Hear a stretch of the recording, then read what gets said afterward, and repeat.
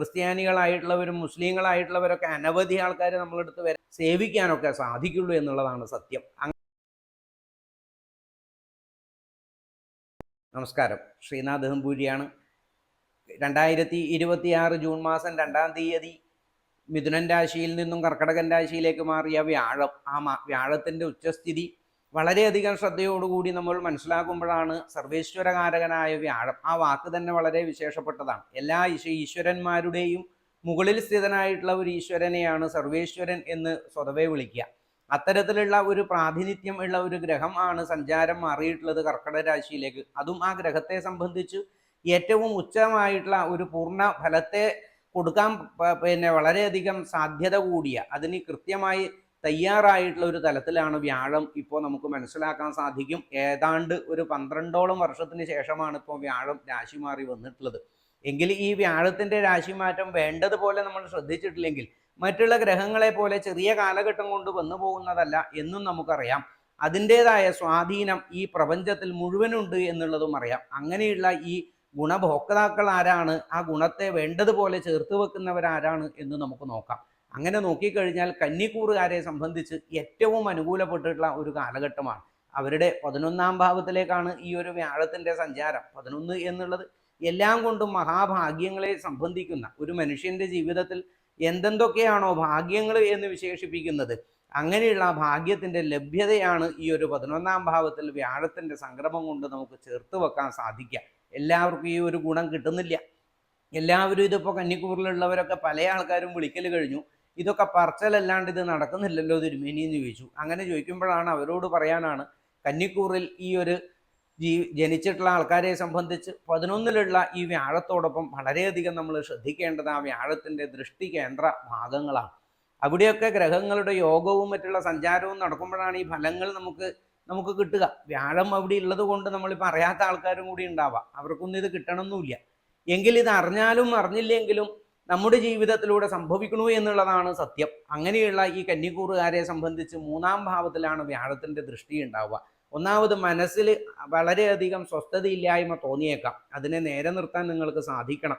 ദൈവികമായ കാര്യങ്ങളിലും ആധ്യാത്മിക കാര്യങ്ങളിലും ഇടപെടാനും അതിൽ വളരെയധികം ശേഷി വർദ്ധിക്കാനുള്ള ഒരു കാലഘട്ടമാണ് വന്നുകൊണ്ടിരിക്കുന്നത്. അതുകൊണ്ട് മറ്റുള്ള ഭൗതിക വ്യവഹാരങ്ങളിലൊക്കെ നിങ്ങൾക്ക് തൃപ്തി കുറഞ്ഞെന്ന് വരാം. പ്രത്യേകിച്ച് സഹോദരന്മാരിലുണ്ടാവുന്ന ചെറിയ ചെറിയ അലോസരങ്ങൾ, അതോടൊപ്പം തന്നെ സൗഹൃദങ്ങളിൽ, ഇനി ജോലിസ്ഥലത്തായാലും മറ്റും കൂടെ ജോലി ചെയ്യുന്നവരിൽ നിന്നുള്ള ഒരു ക്ലേശത തുടങ്ങുന്ന ഒരു കാലഘട്ടമാണിപ്പോൾ. അതിനെ നല്ലതുപോലെ ശ്രദ്ധിച്ചാൽ നിങ്ങൾക്ക് നിസാരമായി മാറ്റിവെക്കാൻ സാധിക്കുന്നില്ലുള്ളൂ. അശ്രദ്ധ കൊണ്ടുവരുന്ന അസൗഹൃദ സംഭാഷണങ്ങളും അതോടൊപ്പം അനവസരത്തിലുള്ള സംഭാഷണങ്ങളൊക്കെ നിങ്ങൾക്ക് മോശം ചെയ്തേക്കാം ഈ കന്നിക്കൂറുകാർക്ക്.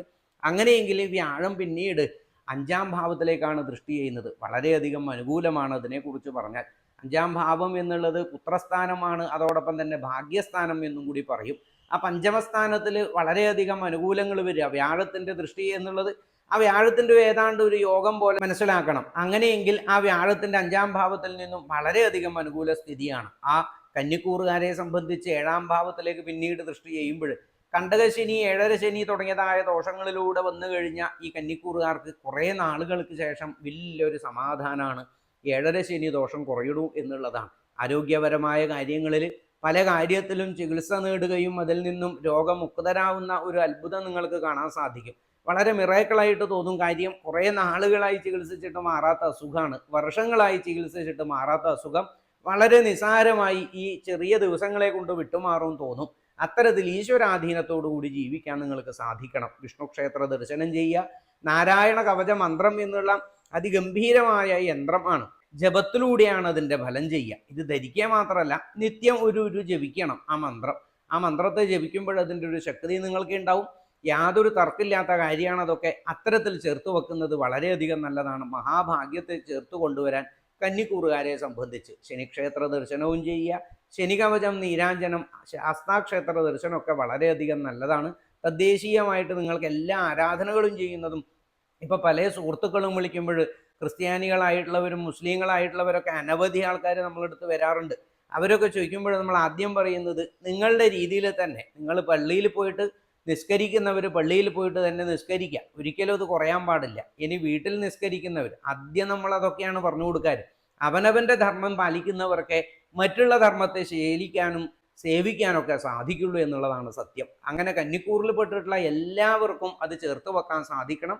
സഹസ്രനാമം ജപിക്കാൻ സാധിക്കുക. ഓം നമോ ഭഗവതേ വാസുദേവായ ഈ മന്ത്രമൊക്കെ ജപിച്ചാൽ തന്നെ എന്തൊരു പോസിറ്റീവ് എനർജി കിട്ടും നിങ്ങൾക്കറിയോ. അത്തരത്തിൽ ചേർത്ത് വെക്കാൻ നിങ്ങൾക്ക് സാധിക്കട്ടെ. ഈ ഒരു വർഷം മുഴുവനും ഐശ്വര്യം നിറഞ്ഞതാവട്ടെ എന്ന് പ്രാർത്ഥിക്കുന്നു കന്നിക്കൂറുകാർ.